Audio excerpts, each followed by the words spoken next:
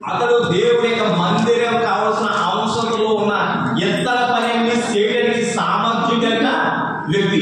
ఆ వ్యక్తికి జ్ఞానం కావచ్చారంటే దేవుడే అతనికి జ్ఞానం ఇచ్చాడండి. ఎవరు చేయండి?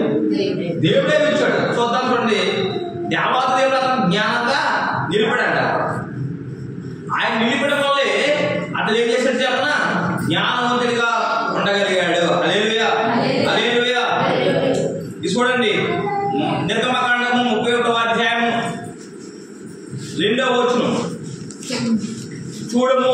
నేను యోధా గోత్రము, ఏ గోత్రంలో పిలుచుకున్నాడు దేవుడు? నేను యోధా గోత్రంలో ఒకసారి చేయండి.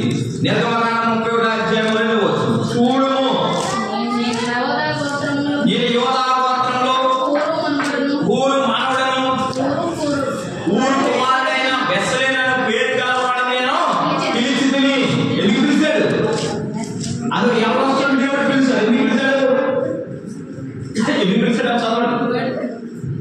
చదవండి. విచిత్రమైన పనులు కల్పించుటకును బంగారముతోను ఎండుతోను ఇత్తడితో పని చేయుటకును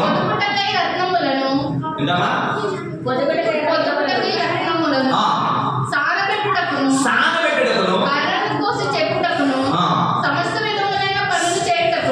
ఇది సమస్త విధమైన పనులు చేయుటకు జ్ఞాన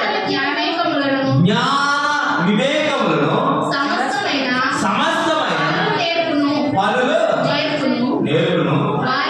వారికి కలుగునట్లు వారిని దేవుని ఆత్మ పూర్ణులుగా చేసి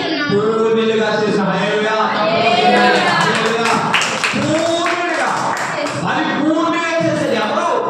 ఊరు కుమారుడిగా సేవ చేశారు కాబట్టి అతను ఎలా కూడా దేవుని బలిపీఠం మీద వచ్చిన ప్రతి సామానాన్ని కూడా అతను తప్ప ఇంకెవరు చేయలేరన్న రీతిగా దేవుడు జ్ఞానమైన ఆత్మనే కాదు, పరిపూర్ణత ఆత్మ అతనికి ఇచ్చాడు.